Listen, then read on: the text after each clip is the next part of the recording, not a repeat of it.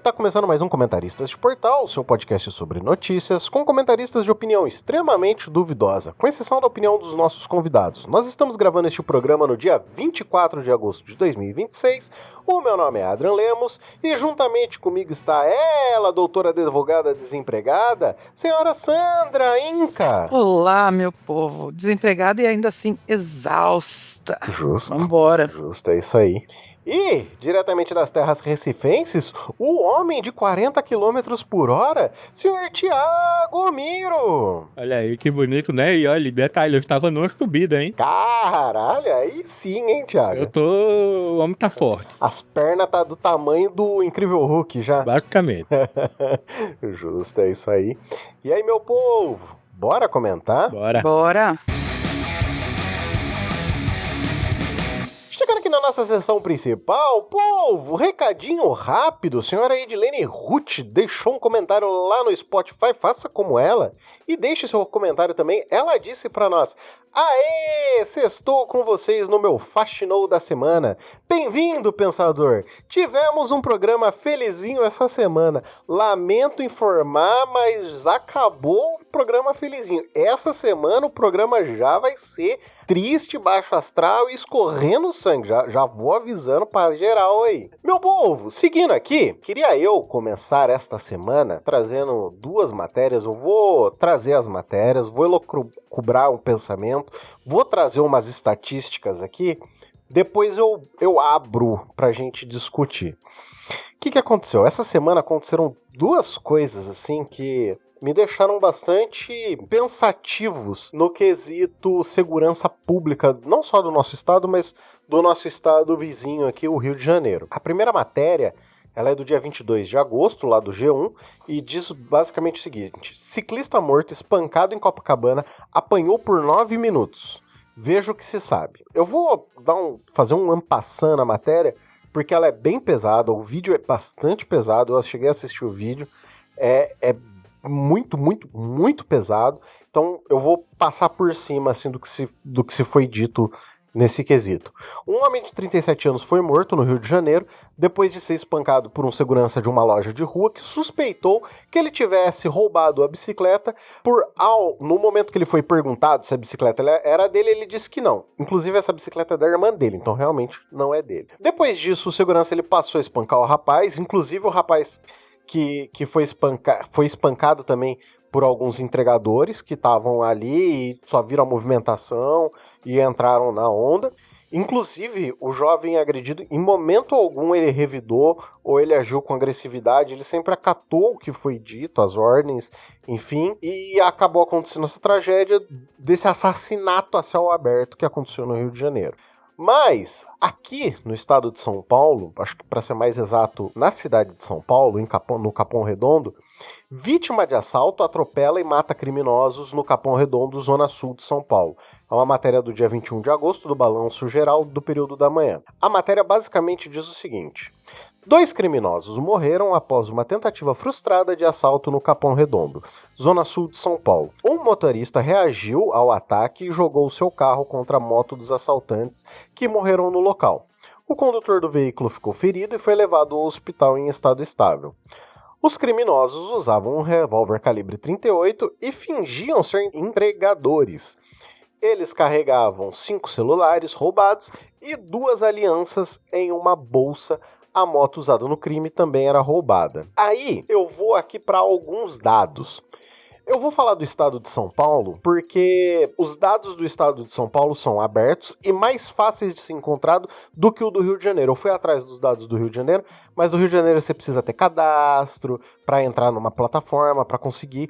E os dados do estado de São Paulo estão muito bem apresentados em uma tabela, planilha, por dados trimestrais. Então, assim, dá para você fazer comparativos entre um conjunto de dados e outro conjunto de dados. E aí, eu queria que vocês tentassem imaginar, eu vou abrir uma pergunta para vocês, depois eu sigo com o meu raciocínio. Mais ou menos, quanto vocês acham que tem, assim, um total entre roubo de veículo, roubo de banco, roubo de carga, furto de veículo, mais ou menos quanto vocês acham que acontece no estado de São Paulo? Vamos chutar aqui, sei lá, uns uns 150, 200 por dia. Vamos pegar o trimestre, assim, e dar uma estimativa no trimestre. É na casa de 1.000. Eu já vou dar essa dica, assim, pra vocês. Eu não faço a menor Podem ideia. chutar qualquer número acima de 1.000, abaixo de 1 milhão, que aí eu vou dar o dado pra vocês logo na sequência. Não sei, deixa eu ver. Caraca. Uns 200 por dia, 369, 1.900 por 1.800, 2.000 por trimestre. Por trimestre, mais. Mais. Quer chutar algum número, Thiago? Não, o Adriano quer que a gente chute assim, uns 50 mil por aí. Na verdade, são 230 mil no total, assim. Entre tudo, tá? Por trimestre? Por trimestre. Isso Mas isso é o quê? São registros de qualquer tipo de furto ou roubo? são registro de roubos. A Secretaria do Estado de São Paulo desmembra assim a estatística. Roubos outros, roubos de veículos, roubo a banco, roubo de carga, furtos outros e furtos de veículo, certo? Sim. Então, a gente sabe que a diferença entre furto e roubo é o se tem grave ameaça, essas coisas assim. Sim. Olha que bonitinho, que orgulho desse menino. Se a gente for separar no popularzão, o roubo é aquele que o cara enfia a arma na sua cara e leva o que você tem, e o furto é aquele que você não tá presente e é levado alguma coisa sua. Então, só pra gente separar o popularzão da coisa. Então, o que aconteceu? No primeiro trimestre desse ano de 2026, o total do estado, e eu tô falando total do estado de São Paulo, tá? No geralzão. Pegou o estado inteiro, somei, e aí tem o totalzão. O totalzão do primeiro trimestre, então janeiro, fevereiro e março, foram 229.416, considerando tudo, tá? Tudo roubo e furto. Roubos e furtos no geral. Esse último trimestre, então abril, maio e junho, foram 224.510, ou seja, menos do que o trimestre anterior, ou seja, houve uma queda. Então, é uma queda pequena? Foram 2%? É uma queda pequena, são 2%. Só que isso corresponde a mais ou menos 5 mil desse total. Então, tipo, entre 5 mil roubos e furtos, teve uma queda do primeiro trimestre para esse trimestre. Então, o que isso basicamente me levou a pensar? Se eu separar roubos outros, de todo o resto, eu vou ter uma porcentagem. Vocês querem chutar quanto que roubos outros corresponde do totalzão, entre roubos e furtos? 70%. Deve ser uns 70 por aí, né? São 15,30%. O resto é tudo furto. O resto ou é roubo de veículo, ou roubo a banco, ou roubo de carga, ou furto de outros, Não, mas então ou furto de veículos. Então eu não entendi a sua pergunta. Se você pensar roubo outros, assalto outros, que não tem a ver com carga, não tem a ver com veículo, Tá, não tem a ver com não, mas é que eu tinha veículo. entendido roubos no geral. Roubos Não, eu acho que é uns roubos 70% do... Lembra não, que eu falei outros que não. as estatísticas lá são separadas entre roubos outros, roubos de veículos, Sim, roubo a mas banco? é que eu não tinha entendido a pergunta. Então vamos lá. Então, corresponde a 15%. Ou seja, dos 100% que acontece, só 15% desse total é assalto. É claro, é uma porcentagem relativamente alta? É uma porcentagem relativamente alta. A gente está falando aí de 35 mil casos nesse ponto, mais ou menos. Em 90 dias, né? Em 90 dias, isso. Vocês sabem, vamos pegar esse total aí, esses 35 mil roubos, esses 35 mil assaltos. Vocês querem chutar uma porcentagem que acontece Fala o só na seguinte, cidade? assaltos pessoais, porque as pessoas estão confundindo, até eu me confundi. Mas é São porque eu não assaltos posso... pessoais, por exemplo, é roubo de celular, é roubo de aliança, roubo de correntinha, roubo de bolsa. Eu não posso dizer roubo isso. essas coisas. Eu não posso dizer porque isso são porque roubos pode outros, ser... não é carga, não é banco, então é roubos Tudo outros. bem, Então é mas assalto pode ser um pessoal assalto à ali. casa. Mas pode ser assalto a uma casa, por exemplo, entendeu? Sim, mas porque senão a pessoa que tá ouvindo não consegue diferenciar do que você tá falando quando você fala assalto. Então, mas é que eu não posso dizer, porque você tem questão de assalto a casa, assalto de celular, assalto de, sei lá qual outro tipo de assalto seria. Crime contra a pessoa, provavelmente. Isso, crime contra a pessoa. Vocês querem chutar qual que é a porcentagem que isso acontece só na cidade de São Paulo, só na capital? Não tenho ideia. Querem chutar um número? Em São Paulo, o assalto deve ser extremamente comum, né? Na capital. Então deve ser uma porcentagem bem alta. 62% acontece na cidade de São Paulo. Só na cidade de São Paulo. É esperado, né? Uma capital. Sim, de todo esse valor, ele acontece mais na capital. Se eu pegar a capital mais a grande São Paulo, a gente tá falando de 84% acontece acontece nessa grande São Paulo. E aí, fica o interior de São Paulo fica só com 15%. Todo o interior. Todo o resto do estado de São Paulo fica com 15%. Eu vomitei um monte de número, vomitei um monte de estatística. E o que eu quero dizer com isso? Primeiro, eu quero dizer que, assim, esses programas policialescos, eles falam tanto na nossa cabeça o tempo inteiro com notícia de assalto, com vai lá da Atena, o helicóptero que tá lá no meio da perseguição, essas coisas assim. E isso dá a sensação de que a gente tá numa merda federal, certo? E essa merda federal, ela não é necessariamente uma realidade. Os dados estão aí pra mostrar que tá havendo queda. É uma queda significativa? Não é. Mas está havendo uma queda. A porcentagem que corresponde ao trato inicial, que seria o trato da polícia militar, que é a polícia ostensiva, que é a polícia que está na rua, que deveria coibir esse tipo de crime, é extremamente baixo. A gente tá falando em torno de 15%, entendeu? Então, assim, a mídia vende pra gente que a gente tá vivendo um pandemônio de assaltos no nosso país. E isso faz com que as pessoas, se cansem de serem as vítimas desses roubos e passem não só a reagir, mas a ter essa vontade de que o bandido bom é um bandido morto, entendeu? Sem ter uma visualização de que aquilo é uma pessoa, é um ser humano. E sem entender que se isso acontece, muitas vezes é por conta da desigualdade, igual a gente já falou aqui milhares de vezes. Então eu queria abrir para vocês, dado todos esses dados, essas informações que eu passei aqui, o que vocês acham de tudo isso? E com relação a esse cansaço da população, se vocês acham que é mais questão de mídia mesmo, ou se é mais a questão de realmente a vivência. Porque eu não sei a Sandra, mas eu, pelo menos, já passei por uma situação de assalto no passado. Já aconteceu comigo. Então, assim, eu acredito que muitas pessoas já passaram pelo menos uma vez na vida por uma situação como essa. E aí, queria abrir pra vocês falarem o que vocês quiserem. Não, eu já fui furtada, na verdade. Eu deixei o carro estacionado na frente da casa de uma amiga minha. Quando eu voltei, tinham aberto o meu carro e levado a minha bolsa, que tava vazia, coitada. Só tava a bolsa lá. Que eu fiquei mais puta que entortaram a porta do meu carro. Mas o pai dela arrumou pra mim. Deixa então, a gente ia fazer separado, mas deixa eu colocar a minha matéria aqui pra gente fazer tudo junto sobre violência. Pode ser. Pode ser? Então, ó, eu vou jogar a minha pra gente conversar tudo num contexto só. O STF, a matéria aqui é do dia 19 de agosto. O STF decidiu em plenário que a Lei Maria da Penha, ela vai ser estendida, ela vai abarcar, então, a violência de gênero contra as mulheres em contextos não domésticos também. Então, contexto político, no contexto de trabalho, enfim, todos os contextos. Isso por quê? Porque chegou um caso lá de uma mulher que estava sendo ameaçada, perseguida e ameaçada por um vizinho. E o juiz negou a protetiva para ela porque não se tratava de violência doméstica. Isso foi subindo. O Fachin, que era relator desse caso, então, aplicou a convenção deixa eu só confirmar aqui, a Convenção de Belém, é uma convenção? Não tenho ideia. Convenção de Belém do Pará, só porque eu não consigo achar aqui. Convenção de Belém do Pará, sobre o conceito previsto nessa convenção. Então, se aumentou esse volume. E por que eu trouxe já aqui? E aí, assim, né?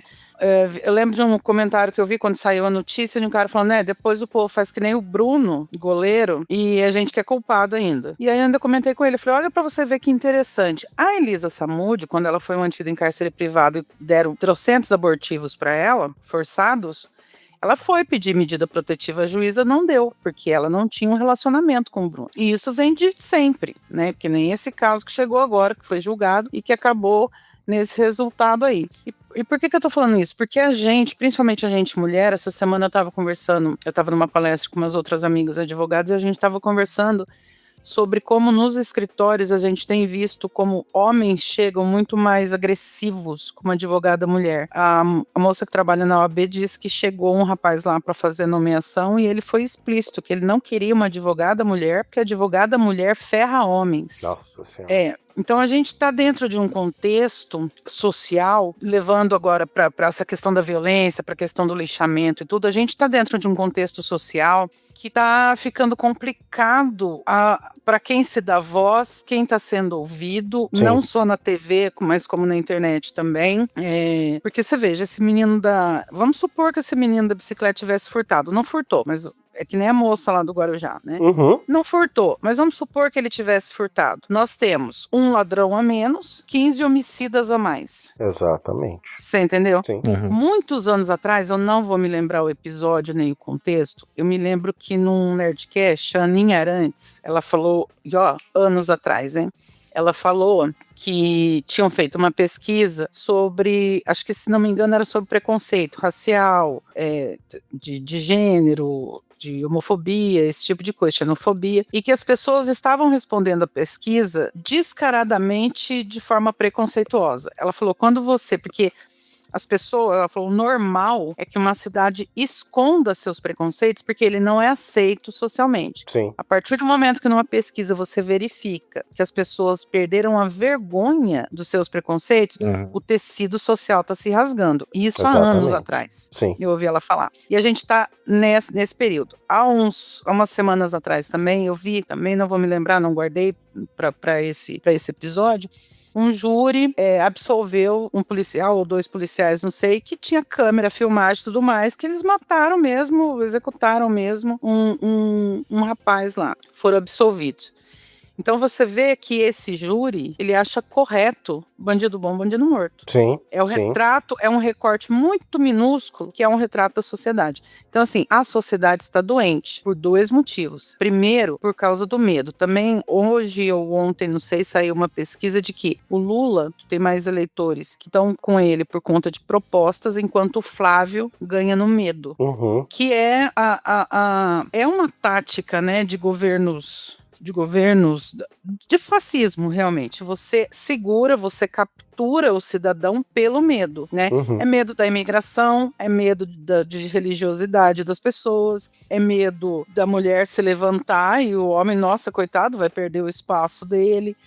Então, pelo medo, você coloca na cabeça dessas pessoas, vão tirar seu espaço, você não vai mais poder rezar na sua igreja, os LGBT estão querendo acabar com a família, os LGBT estão lá aliciando criança, os imigrantes vão roubar seu emprego, as mulheres estão querendo tirar sua masculinidade. Tudo isso vai gerando na sociedade e nas pessoas um caldo fervendo ali que vai começar a queimar todo mundo na hora que isso derramar. Que tá começando, você entendeu? Sim. E isso tá vindo de onde? Isso já vem da televisão há um tempo, porque, mano, da Atena, por exemplo, aquele outro lá da Record também, Balanço Geral, cara, na hora que você tá jantando, que as crianças estão em casa. Sim. E aí, ou você fica inerte à violência, porque aquilo tá ali todo santo dia, e você acaba ficando inerte, você não se choca mais com aquela patifaria, ou você fica extremamente com medo e com raiva, porque dá a impressão de que você não pode sair na esquina, que você vai ser morto, assaltado, estuprado, sabe? Sim. Então, assim, e a internet também é a mesma coisa. Eu tenho essa impressão do Rio de Janeiro, por exemplo, de tudo que eu já vi na imprensa, principalmente desses jornais de corre-sangue do meio-dia,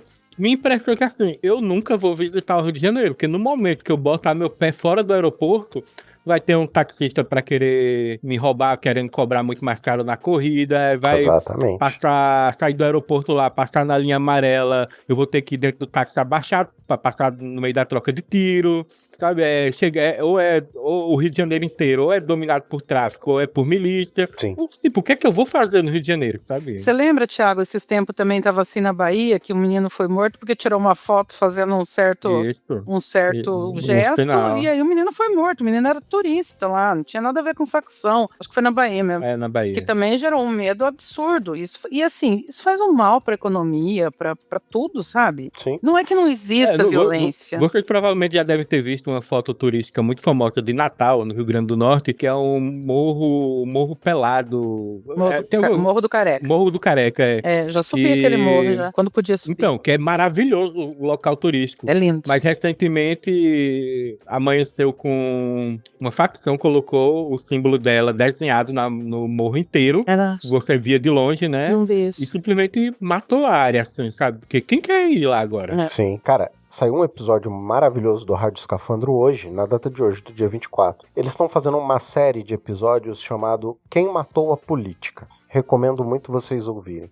Toda segunda-feira sai um episódio novo. E o episódio dessa semana foi justamente falando sobre facções que elas dominam locais e se inserem na política, sabe? E como essas facções, elas não só inserem na política, como elas dominam a política, e quando se tem a troca dos peões da política, a facção ainda se mantém no comando daqueles peões que foram trocados, entendeu? Você não viu o que aconteceu no Rio de Janeiro? Não tinha quem assumisse. Sim. Porque tava todo mundo preso. Sim. A política do Rio de Janeiro. Sim. Tava todo mundo preso, sabe? Você vê aqui no estado de São Paulo, é que as pessoas, assim, o estado de São Paulo, gente, ele é dominado pelo PCC. Sim. Embora a gente tenha esse número grande de roubos, principalmente na capital, são roubos menores aí que a gente tá falando de celular, não é que causam menos transtorno ou que a gente não liga. É claro que a gente liga, é um bem que a gente compra, que a gente paga. Exatamente. Não é barato, um celular, por mais simples que seja, não é barato. Então, assim, é um bem que causa transtorno, porque é aplicativo de banco, é trabalho, é tudo ali dentro do celular. A vida da gente hoje em dia tá dentro de um celular. Exato. Então, ninguém tá falando que é menor. O que a gente tá dizendo é o seguinte, que embora seja assim, aqui no estado de São Paulo, a gente não vê essa guerra, por exemplo, que tem no Rio de Janeiro e tem no norte até mais, acho que no Nordeste, mas que a gente está vendo também, e numa escala, acho que um pouco menor do que no Rio de Janeiro, mas também numa escala não muito pequena, porque aqui o PCC domina, e o PCC está em tudo. Sim, no estado de São Paulo. Sim. O PCC está tão introjetado na vida cotidiana das pessoas, que o vice do Pablo Marçal, dessa gracinha que o Pablo Marçal fez agora de tentar se candidatar, o vice dele fala abertamente que faz parte do PCC. Não é uma coisa assim que, ninguém sabe. O cara fala, você entendeu? Assim, como eu falo que eu sou advogada, o cara fala eu sou do PCC, o vice do Marçal. Então, assim, como que a gente resolve? Como que se resolve a segurança pública nesse estado, no estado como está? Então, a única visão que eu tenho, diminuição da desigualdade social, porque a gente sabe que a maior parte desses crimes mais básicos, vamos chamar esses tipos de roubo de crime básico, porque é roubar um celular, é roubar uma bolsa, é roubar um óculos, uma correntinha, entendeu? Isso daí é um crime básico, sabe? Não é um crime comum, você quer dizer, não é que é básico, é comum. Isso, exatamente, essa é a palavra. Não é um crime elaborado, por exemplo, uma lavagem de dinheiro em um posto de gasolina, entendeu? Não é uma lavagem de dinheiro envolvendo a compra de usinas de álcool, entendeu? Para produção e adulteração de combustível. Então, só que acontece que esse tipo de crime comum que você está falando é o crime causado por desigualdade social. Sim, exatamente. Entendeu? O cara não pega um celular porque, nossa, eu vou abrir uma loja de celulares. Isso. Não é isso, ele compra para revender ali, fazer uma grana curta, 500, 700 conto e comprar a droga dele, fazer a compra do mês, eu sei lá o que o cara vai fazer com 700 conto. Esse é o ponto. Tá certo que provavelmente ele não roubou só um por dia. Mas o caso é o seguinte, não é esse crime preocupante. O crime preocupante é aquele que ninguém tá interessado em combater, porque tá levando grana muito, muito violenta. E é interessante pro sistema esse tipo de crime se manter, para que o sistema atual se mantenha funcionando, entendeu? Para que muita gente continue. Porque as pessoas que fazem essa grana gigantesca rodar são pessoas que têm influência, que têm poder. Não é a pessoa que mora na favela, é a pessoa que mora em um bairro fechado, em área nobre. Mas quantas vezes eu falei aqui pra você que o traficante não tá na favela? Lá tá o varejista. O traficante tá andando de terno e gravata e comendo nos melhores restaurantes de qualquer capital desse país e andando de jato particular. Este é o traficante, entendeu? Tanto é que quando você vê notícia assim, a Polícia Federal prende o segundo traficante mais procurado do Paraná. O cara é pego no restaurante de luxo. Exatamente. O cara ainda paisando devagarzinho e rendendo o cara. Sabe? Sim. Cara, esses dias invadiram a Faria Lima. Arrebentaram a Faria Lima. Você tem noção? Então, mas assim, o que eu tô querendo dizer é o seguinte. O crime que mais incomoda é esse crime comum, entendeu? Não é o crime que incomoda. deixa eu falar uma coisa. Não é o crime que incomoda, já falei isso aqui. Não é o crime que incomoda. A primeira coisa que incomoda é a sensação de medo. Justo. Que às vezes nem é necessário, é o que a gente falou. A sensação de medo é maior do que o perigo em si, do que efetivamente o perigo real. Isso, é exatamente. Recife aqui tem números de violência piores que o do Rio de Janeiro. Mas a sensação é que o Rio de Janeiro é muito pior que o Recife. Exatamente. Então, assim, a sensação de medo é maior do que o efetivo risco que a pessoa corre. Além dessa sensação de medo, que é alimentada diariamente pela internet e pela TV, diariamente. Principalmente é alimentada pela TV. Falando de internet, a gente hoje fala em muitos perfis de Instagram, Facebook, X e entre outras redes sociais que, assim, tem um alcance enorme para esse tipo de vídeo, para esse tipo de conteúdo, para esse tipo de espirra-sangue, vamos chamar assim. Então, assim, primeiro tem essa sensação de medo. E a sensação de medo, ela te causa um revide. Você tá pronto. Como você tá o tempo todo com a sensação... Porque, assim, é biológico. Quando você tá com medo, ou você foge, ou você luta. Você entendeu? Então, você está... Quando você tá com medo, você está o tempo todo... É o que o Thiago falou, a sensação que eu tenho se eu for pro Rio de Janeiro é que eu vou botar o pé para fora da rodoviária ou do aeroporto e vai acontecer alguma coisa comigo. Essa sensação de medo, ela te deixa em estado de alerta o tempo todo e também vai gerando, vai acumulando ali em você uma raiva, uma vontade de revide que causa essa barbaridade de linchamento. Do nada, do absolutamente nada. Você entendeu? Você percebe que o segurança, na hora que ele decide começar a bater no cara, né, no ciclista, você vê que ele sai de cena e em poucos segundos ele volta com uma puta de um pedaço de madeira, sabe? Um taco de diálogo. Nem cheguei a ver, porque não ele já estava preparado para isso, sabe? Para essa situação.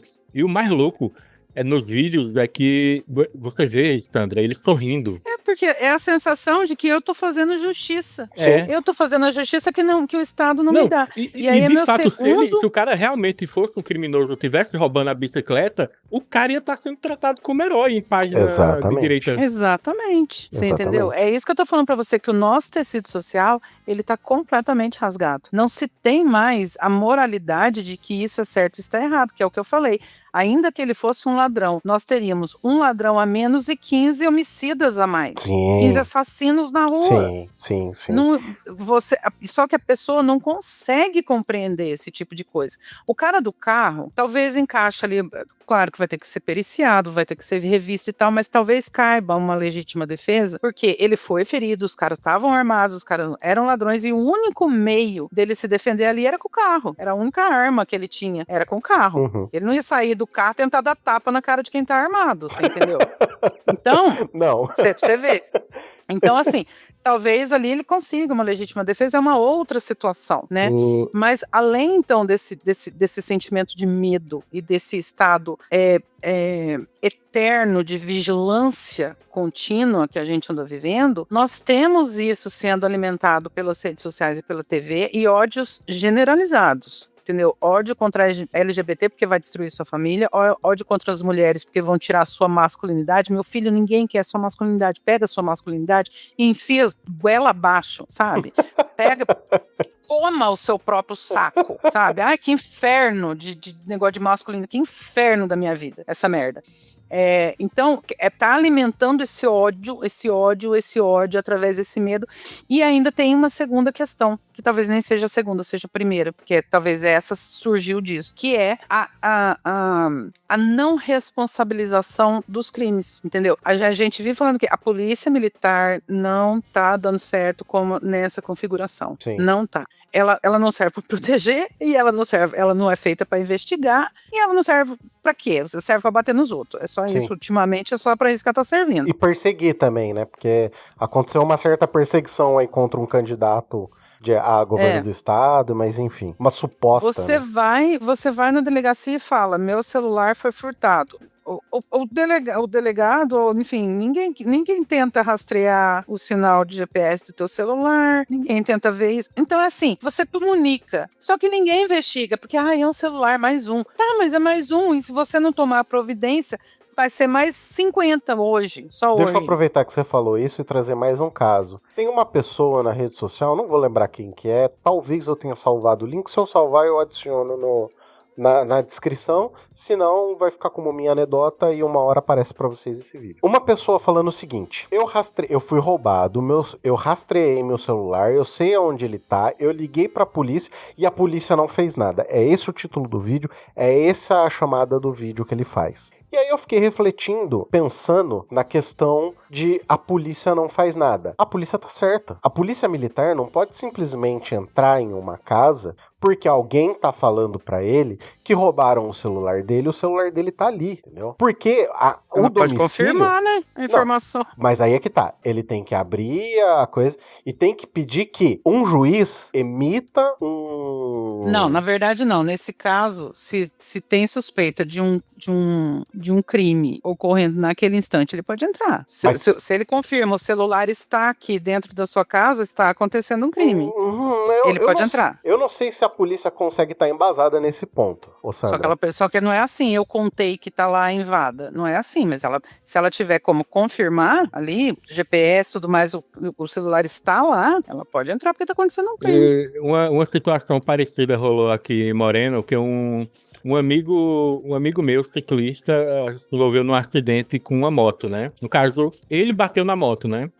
E aí, isso pelo menos o que ele conta, né? Que ele bateu na moto e tal. E o dono da moto pegou a bicicleta e o celular dele como garantia dele pagar o conserto da moto. Só que no acidente o cara foi internado, tudo, né? Porque o acidente foi meio forte. E para um parente dele, eu instruí como o cara entrar na conta do Google dele, lá no Device Manager, e localizar onde o celular tava. E rolou algo parecido. Identificou, ó, o celular tá em tal canto, e esse parente foi lá com outras pessoas e resolveu por conta. Pegou o celular e a bicicleta de volta. Sim. Eu vou confirmar essa informação aqui, quer ver? Mas é esse o ponto de que muitas vezes a gente, cansado de todas as a morosidade da justiça, a questão de... A polícia, eu vou falar, a polícia civil não tem a mínima vontade, entre aspas, de investigar um crime de roubo de celular. Ela não tá preocupada com isso. Sabe por quê? Porque são 35 mil em 3 meses. São 10 mil no mês, entendeu? Eles até não incentivam, né? Você chega querendo registrar um boletim de ocorrência, os caras já falam que vai dar em nada, sabe? Sim, mas é isso. Tipo, não tem efetivo pra investigar, não tem efetivo pra cumprir a determinação judicial de fazer uma busca e apreensão, entendeu? Porque assim, não é só roubo de celular que acontece no estado, entendeu? Não é só assalto. Mas... Tem milhares de outros. A gente tem crime contra a mulher, a gente tem crime contra patrimônio, a gente tem crime contra criança e adolescente que precisa de auxílio da polícia, entendeu? Primeiro, deixa eu só corrigir. De fato, tem jurisprudência, entendimento do STJ é que só o sinal do aplicativo de celular aponta uma localização aproximada, mas não equivale a um mandado de busca e apreensão. Sim. Exceção. Se eu vi o telefone tocar dentro da empresa, ou se o morador da casa, ou se o morador, por exemplo, franquear a entrada. Então, não pode entrar só porque falou que tá lá. Eu chego na porta da casa não com a polícia, consegue ter certeza pela geolocalização. O telefone tocar lá dentro... Aí a polícia pode entrar. Aí a polícia pode entrar. Daí, então, mas é exceção. Né? Mas a outra questão que eu ia falar, que eu acho que talvez dê essa margem que eu estava falando não é só a investigação, é o que eu já falei aqui também. De que adianta você colocar uma pena de 4 anos para furto se a pessoa, quando é pega, ela não é presa, entendeu? Então coloca 2 meses e efetivamente deixa 2 meses guardado, sabe? Porque não adianta você, assim... Não é questão de eu ser punitivista, é questão que a sensação, eu compreendo, eu estudo isso, eu compreendo todas as questões da lei, porque se dá uma segunda chance, é um crime que não é, furto, por exemplo, é um crime que não é cometido com violência e tudo mais e aquilo. Embora você tirar uma coisa de mim seja uma violência, né? Sim. Mas a gente entende que não é uma violência contra uma violência física e tudo mais.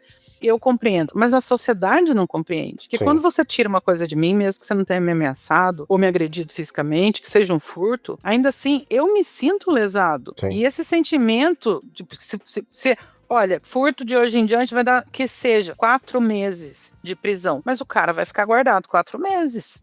Entendeu? Pelo menos eu vou sentir melhor. Ele roubou meu celular, mas ele ficou 4 meses lá guardado por causa dele ter roubado meu celular. Eu vou me sentir um pouco melhor. A sensação de impunidade vai diminuir na sociedade. Só que não acontece. Não que isso vá resolver o problema, né? Mesma coisa com mulheres. Do que adianta? A mulher vai lá, ela fala, o cara tá me ameaçando, o cara isso, o cara aquilo. E gente, pelo amor de Deus, vocês não me vêm falar merda de que a palavra da mulher basta. Não basta. Vocês largam a mão de ser idiota também, sabe? Tem um certo limite que eu tolero de ignorância. Vocês já estão ultrapassando. Nossa, vocês já estão dando no meu saco que eu nem tenho. Esse negócio que é palavra da mulher, vai tomar seu cu, sabe? Então, assim, não basta. Tem prova. Geralmente tem laudo das agressões, geralmente tem as ameaças via WhatsApp. Então não é assim a palavra da mulher basta. Tem outro tipo de prova. Tem testemunha, tem câmera de vigilância, tem a porra toda confirmando que o cara é o que ela tá falando e que é. mesmo que fosse só a palavra da mulher, pô, a quantidade de acusações de agressão doméstica falsas é tão insignificante que só a palavra da mulher já valeria, pô. Não, e vamos dizer que existe uma questão que seja uma falsa denúncia, entendeu? Que não tem nada a ver com o caso, que a pessoa simplesmente faz por um revanchismo, seja lá ele qual foi. Porque ele não vai com a cara da pessoa, então ele vai inventar. Se houver investigação e comprovar que não é isso que a pessoa tá falando, ou que não existe o mínimo suficiente para que aquilo seja indiciado, isso vai ser arquivado. E se essa pessoa fizer isso repetidas vezes, essa pessoa corre o risco de ser presa, entendeu? Que é extremamente problemático para as pessoas que passam por essa situação e precisam dessa situação, porque realmente estão num ponto de serem levados a cabo, entendeu? De sofrerem uma agressão, de sofrer como é que fala? Uma tentativa de homicídio ou qualquer coisa assim. Uma denúncia falsa faz um estrago gigantesco para quem tá sofrendo, entendeu? Na vida e na credibilidade da pessoa. Então, assim, só que daí o que acontece? A mulher vai lá, faz não sei o que, o cara sai. O cara nem é preso para bater nela de novo, para matá-la de novo. Por quê? E aí você vai gerando na mulher a sensação de que não adianta porcaria nenhuma, e no homem vai fortalecendo o fato de que a mulher não presta, ela me denunciou, ela não vale nada, eu vou matar ela. Exatamente. Você viu o vídeo do Latino essa semana? Vi. É Latino, né? Do Latino, sim. É Latino, né? Você viu, Patifaria? Não. Vi. Você viu aquilo? Mas é bolsonarista, né, fia? Nem sempre um, mas sempre um, né? Você não viu, Thiago? Não faço ideia. Não, ele tá, acho que é com a esposa, não sei, ele tá conversando e ele tá dando um chilique, ele tá dando um ataque de pelanca, como todo macho, né? Tá dando um ataque de pelanca. É verdade. Falando que mulher é isso, mulher é aquilo, e depois leva tiro mesmo e tá certo dar tiro, porque a gente tira vocês do sério. Caramba. Vocês homens, né? A gente mulher tira vocês do sério e tem que levar tiro. Meu filho, se você não tem a menor capacidade de ser, assim, mental, física, emocional, de ser contraposto, você não arrume uma mulher, você não arrume um homem, você viva sozinho numa caverna. Não vive em sociedade, porque que isso? Ser contraposto faz parte de viver em sociedade. Caramba, sabe? Você vai ser contraposto em casa, no serviço, na padaria, sabe assim? Se você não tem emocional, gente, pra conviver com... Viva sozinho, fique solteiro. Não, mas quantas vezes, Sandra, a gente não se contrapõe aqui no podcast, no próprio podcast? Sim, mas é saudável. Pois saudável. Mas só que, principalmente quando você decide, e você decide, ninguém te obrigou, não, filho. Ninguém colocou um revólver no teu cu e falou, agora você mora comigo. Sim. Sabe? Não, você optou por ir morar com uma pessoa, por ser casado, ou ser... união estável, você optou, e aí você quer que a mulher fale amém pra você, sabe assim, compre um cachorro. Você é muito carente, você tá muito carente de atenção e de obediência, e de compre um cachorro, meu filho. Ô Sandra, eu vou colocar uma pergunta aqui, mais pra ti mesmo. Será que muito não tem a ver? Eu não sei do Thiago, se o Thiago vai conseguir colocar alguma coisa assim. Eu vou elaborar uma pergunta que vocês me ajudam. Será que muito disso também não tem a ver com a nossa criação, onde o homem pode tudo e a mulher não pode nada? Dúvida. Mas é machismo puro, Adrian. Sempre foi, é estrutura. É isso. É esse o ponto, sabe?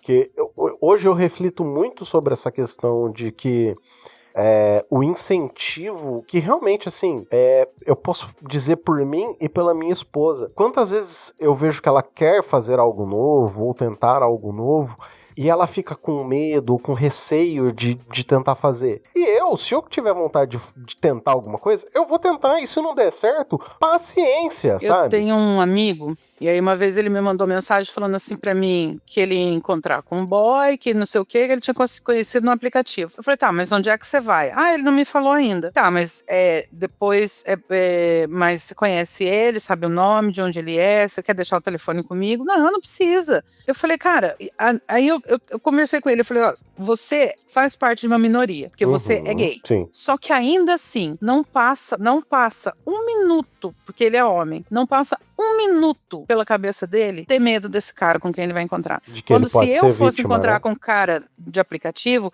eu ia pegar nome, sobrenome, deixar com um amigo o número de telefone, falar onde é que eu vou, onde é que eu não vou, que horas eu volto, ia ligar para saber que eu tô voltando para casa, que deu tudo certo, jamais iria para casa dele no primeiro, segundo encontro, nada, sabe? Todos os cuidados do mundo. Na cabeça dele, que é homem, embora ele seja parte de uma minoria, mas na cabeça dele, que é homem, ele nunca foi educado para ter medo. Sim. Nunca. Sim. Você entendeu? Veja a diferença. Isso, no primeiro encontro, por exemplo, com uma ex minha, ela levou uma amiga, e no primeiro encontro com minha atual, e inclusive com eu, já ia informado que uma amiga dela sabia onde ela estava, de quanto em quanto tempo ela tinha que mandar mensagem, sabe, tudo isso. Mas a mulher tem que tomar todas essas precauções e mais ainda, sabe? Não, No Uber, gente, aqui no interior nem tanto, mas no Uber, por exemplo, tem um monte de mulher que ela entra no Uber, já liga pra alguém e coloca no Viva Voz a viagem toda, pra pessoa que tá no outro lado acompanhar a viagem dela.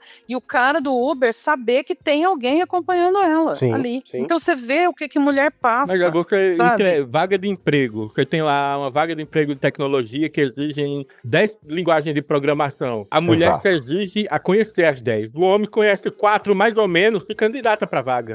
E outra, e é bem capaz dele pegar e dela não, porque ela engravida, né? Como se ele não fosse pai. Como se ele não fizesse filho, né? Mas assim, é o machismo. Quem cuida de filho? Mulher. Sim. É a mulher a obrigação de cuidar de filho. Isso é tão louco, por exemplo, porque por conta de, recentemente, minha esposa voltou a trabalhar presencialmente, de segunda a sexta, todas as obrigações com Jade nas terapias, coisas da escola, tudo sou eu que vou. Cara, eu sou o único pai. Na escola não faz festa de Dia dos Pais, porque basicamente só eu iria. Nas reuniões com pais atípicos, que rola aqui em Moreno, também sou sempre o único homem na sala enorme de mulheres. Na clínica de terapia de Jade em Vitória, que é na cidade vizinha também, não vejo outros homens levando os filhos lá e tal. Porque a sociedade impõe à mulher o papel de cuidadora, de criadora de filhos. Exatamente. Você entendeu? Não importa se o cara também vai ter filho durante o emprego dele, né? E outra, homens não querem essa responsabilidade, porque recentemente teve uma discussão sobre licença paternidade no Congresso, e eles, assim, aumentaram eu nem lembro quanto era mais, mas de 15 para 30 dias, para 60 dias, não sei, sabe? Assim, simplesmente porque o homem não quer. É o que eu sempre falo, gente, homem não briga por causa de próprios direitos, ele briga para tirar os nossos. Direito dos outros, então, quando ele exatamente. fala, mas pra mulher tinha que ser obrigatório o exército. Não, filho, você não tem que lutar para ser obrigatório para mim, você tem que lutar para ser voluntário para você. Para você, exatamente. Porque mulher tem 180 dias de licença maternidade. Lute para você também, só que qual é o seu problema? Você não quer limpar bosta de criança. Exato. Você não quer passar remédio no umbigo da criança até secar. Você não quer ouvir choro, você não quer ficar sem dormir. Você não quer colocar neném pra rotar. Você não quer. Então você não quer. Porque é muito fácil você falar que você é pai e você pegar a criança ali 30 minutinhos por dia, dar um tapinha nas costas depois que a criança mamou, arrotou e colocar ela pra dormir. O Rodrigo Hilbert, ele fala, quando todo mundo fala, nossa, porque você cuida dos filhos, você cuida da casa, você cozinha, você limpa a casa, coisa. Ele falou assim, não faço mais que a minha obrigação. Exatamente. Eu não sei porque todo mundo se espanta. Tinha a época do meme, né, que chamava ele de homão da porra, né? E aí a resposta tinha, né, um homão da porra é só uma mulher normal. Sim, exatamente. Sabe? Então, assim, e isso se reflete, por exemplo, hoje, por exemplo, eu dei entrada num pedido de guarda. E eu conheço, enfim, de um cara que quer a guarda da filha dele. Só que eu já falei pra ele, eu falei, a coisa mais rara do mundo, a gente vai fazer de tudo, mas é muito difícil. Tem que ser muito merda pra conseguir. Porque, inclusive, isso, porque a mãe tem que ser uma bosta completa pra você conseguir tirar a guarda da sua mãe. Sim. Porque na cabeça, inclusive, do judiciário, quem que cuida? A mãe. A mãe. Quem é a obrigação de cuidar? Da mãe. Exato. Você entendeu?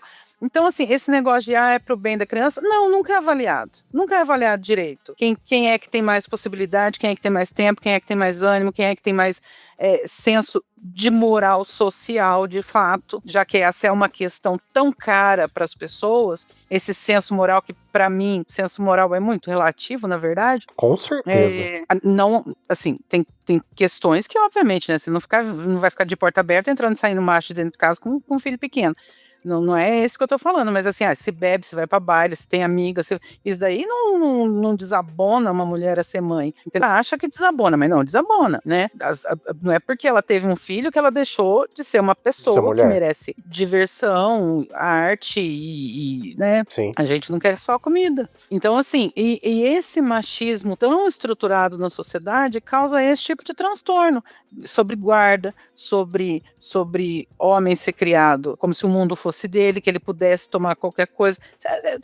Ontem eu vi um vídeo, não entrei na reportagem, mas eu vi um vídeo do cara passando de moto, assim, ó, a moça passeando com o cachorro, o cara me mete a mão na bunda dela, Nossa, mano, vai a moça tomar na no calçada. Cu. Agora, o cara que tava se masturbando enquanto a moça do prédio tava fazendo exercício, depois foi visto nas câmeras. Sim. Sabe, onde que tá a cabeça desses filhos da puta que acham que eles podem pegar o mundo inteiro e qualquer coisa pra eles? Exatamente. Quem que botou isso na cabeça deles? Que senso é esse de que eu sou o dono do mundo, que eu nasci pra ter tudo e que tudo é meu? Sabe, que porra é essa? Isso é base bíblica, né? Vai tomar no tá cu. na Bíblia que tem que ser assim. E não é nem interpretação, não. Tá literalmente que o homem é o cabeça da casa e a mulher tem que ser submissa. Todo o conhecimento que a mulher adquire tem que vir do marido dela. Mulher não pode estudar, segundo a Bíblia. Ai, que ódio. Ai, gente. Cara, eu não sei. Então, isso, assim, no evangelistão que a gente vai viver muito em breve, porque eu sempre cito um estudo feito lá nos anos 2010, de que até 2030, mais de 50% da população brasileira seria evangélica. E são eles quem vão decidir, os políticos que vão fazer as leis que favorecem os evangélicos.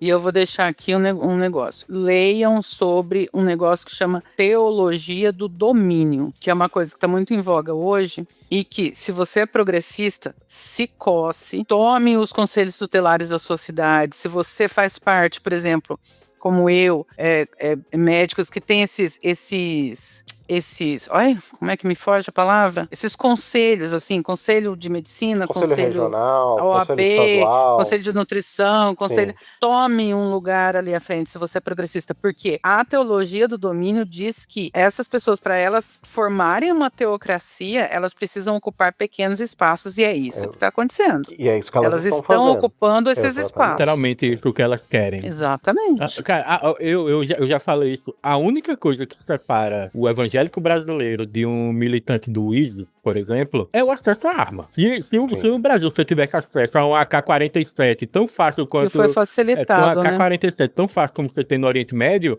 os caras formariam um grupo de milícia, sem a menor dúvida.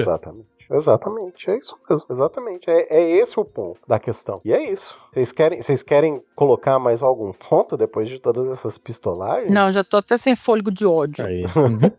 Senhor Thiago Miro, eu sei que o senhor tem informações aí sobre o nosso querido Lito Souza, né? A gente poderia abordar um pouco esse assunto, porque A gente foi surpreendido com um vídeo nas últimas 2 semanas dele falando sobre um diagnóstico de câncer de próstata, tava fazendo tratamento.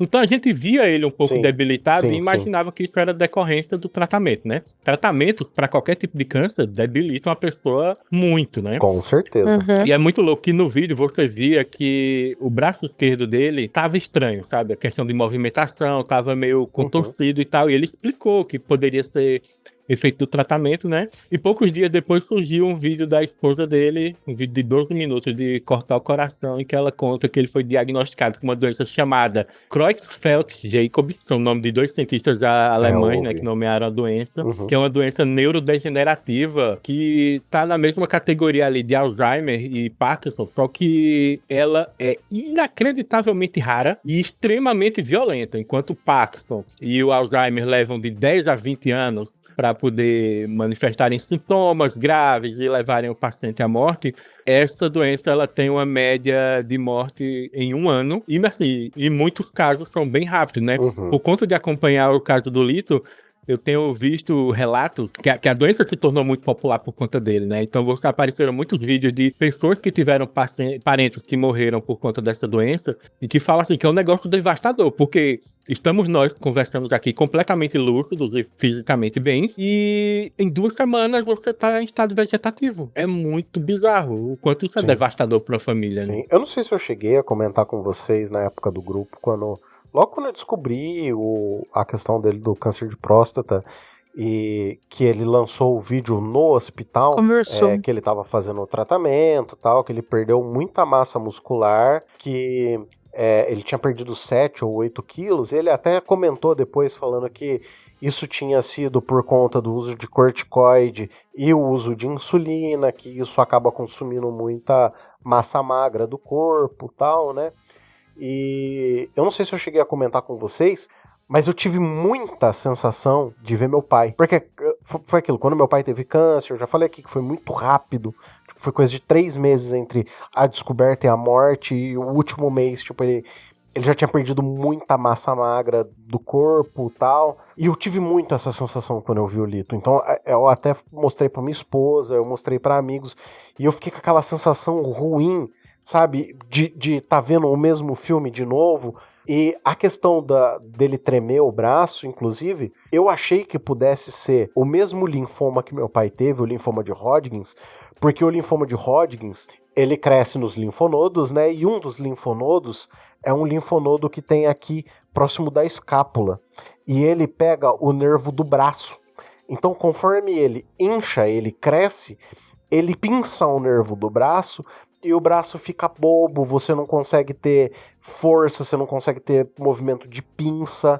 Então eu tive muito essa sensação e eu cheguei a comentar com uma pessoa falando assim, cara, pelo que eu tô vendo do Lito, eu acho que o prognóstico dele não é bom e é algo muito agressivo. E eu até cheguei a falar, eu falei, cara, eu acho que pode muito ser Hodgkins, porque é muito parecido com o que meu pai passou. E até a Ana, quando eu mostrei o vídeo pra Ana, pra minha esposa, ela falou assim, parece muito com o que seu pai teve, sabe? E aí eu fiquei com uma dor no coração de ver o Lito naquela situação, porque é um cara extremamente... Porra, a quantidade de informação que ele já deu pra gente é absurda, sabe? Eu perdi o medo de voar por causa dele. Eu também. O Elmo também já falou isso. Meu primeiro voo na vida, eu quase quebro a mão da minha namorada. E no último voo que eu fiz, o último voo que eu fiz, eu decolei de Guarulhos, na chuva. O avião sacudia horrores, o avião ficava branco, sabe, a janela, por conta dos raios que estouravam perto, e eu tava me divertindo, pô, porque eu sabia a frase clássica do Lito, turbulência não derruba avião. Exatamente. Eu me lembro quando o Adrian postou que ele tinha, acho que ainda a gente não sabia que era de próstata e tal, e que o Adrian ficou muito abalado, muito triste. E aí tá fazendo o quê? Umas 2, 3 semanas eu perguntei pra vocês, porque eu não acompanho, assim, o canal dele. Conheço, mas não acompanho o canal dele com tanta frequência. Acho que faz umas 2, 3 semanas eu perguntei, aí o Thiago falou assim, ele soltou um vídeo esses dias, mas eu ainda não consegui ver e tal. Aí eu fui assistir e ele tava falando que o prognóstico do câncer dele ainda, ele falou que não era nem muito bobo, nem muito sério demais, que o câncer dele era completamente tratável, então deu a entender que ele tinha tido um prognóstico bom. E contou que ele só estava tendo um problema na mão, que ele precisou voltar, que estavam sendo feitos exames neurológicos e tal.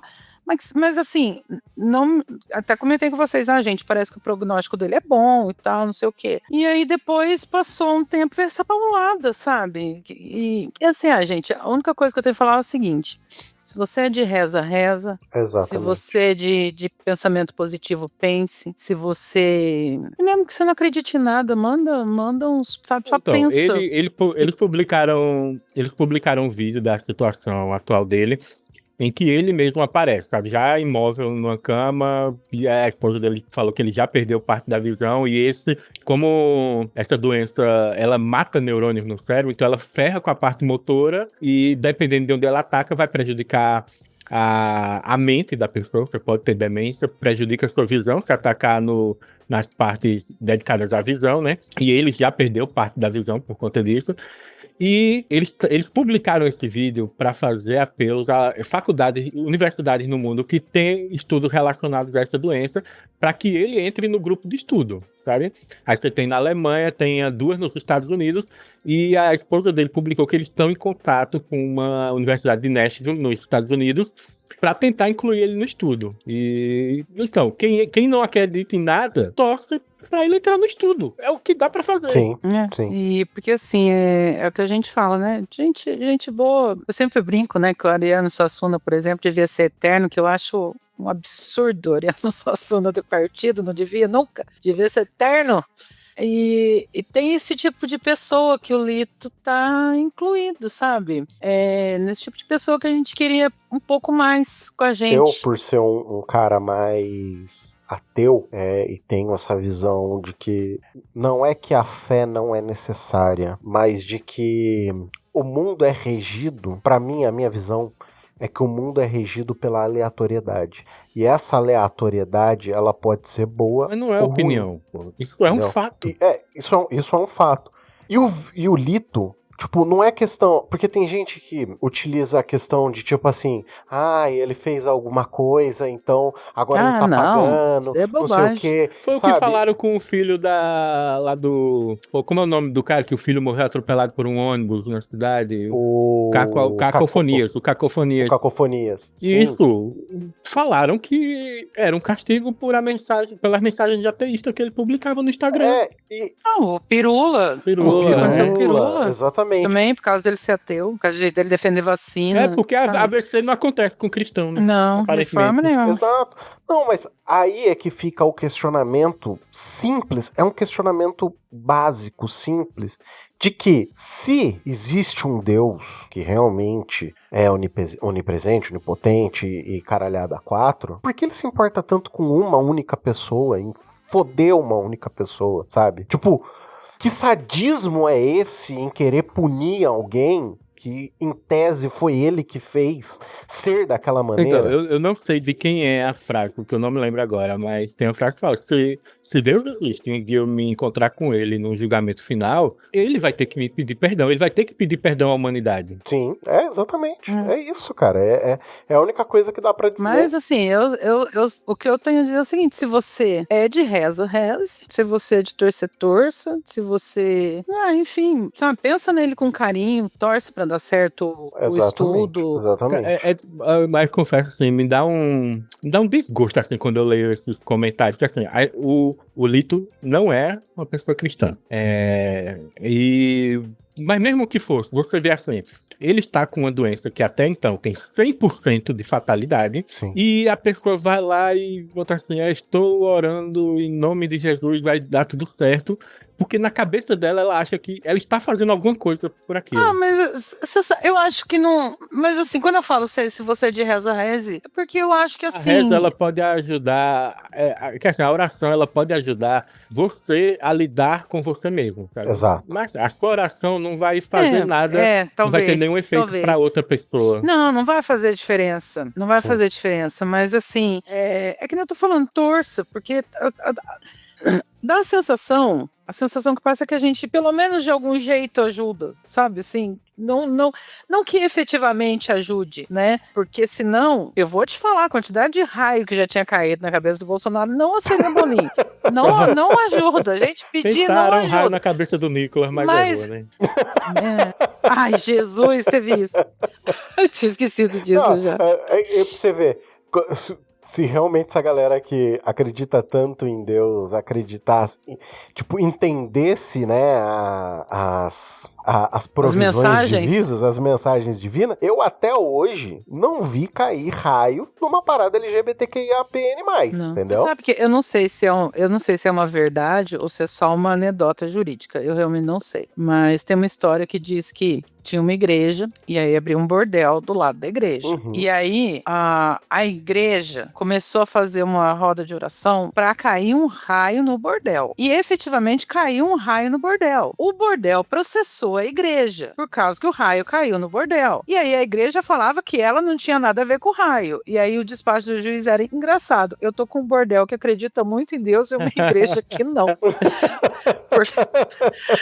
Vai ver. Então assim, mas de fato, sei lá, gente, vamos, prognóstico é ruim, mas com tanto estudo, a ciência tão avançada, quem sabe, uma luz de esperança não surge. Eu acho que uma coisa que a gente pode é prestar nossa solidariedade à família, por mais que a gente não possa fazer muita coisa. E se você é uma pessoa que não gosta dele, ou que realmente acha que ele tem que morrer, guarde a sua opinião para o teu cu, seu filho da puta. Exatamente. Único e exclusivamente. A sua insignificância. Exatamente. Então eu com isso tudo, eu quero dizer pra vocês querem complementar ou dizer algo mais? Não, como sempre cumprimos o nosso papel de ter um programa muito triste. Isso aí. Senhor Thiago Miro, quer complementar algo?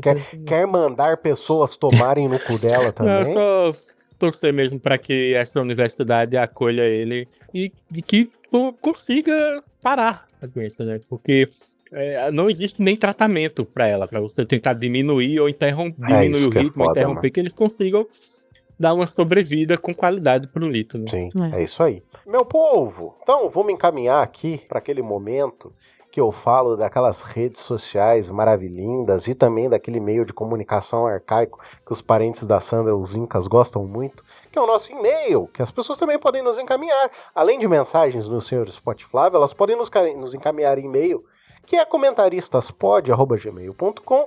Nós estamos em todas as redes sociais como ComentaPod. Eu não estou em nenhuma, mas onde as pessoas encontram Vossa Senhoria, senhora Sandra Maia? Me encontram lá no Blue Sky, no @Sandra Maia, com Y e H no final. É isso aí. E, por último, mas não menos importante, Sr. Thiago Miro, se as pessoas quiserem ver o senhor alcançando 40 km por hora na subida, onde as pessoas vão? Me encontrar no Instagram e no Strava, ambos como Thiago Miro. Justo. Strava, pra quem não conhece, isso aí. É uma rede social só de esporte, né? Onde as pessoas postam os treinos dela. Cara, vocês são tudo malucos, né? Onde nunca estarei. E Strava, inclusive, que é o aplicativo responsável pra denunciar umas bases americanas ali no meio dos Oriente Médio. Nossa senhora, pô, o cara postou um treino no Strava no porta-avião, pô, e entregou a localização do porta-avião.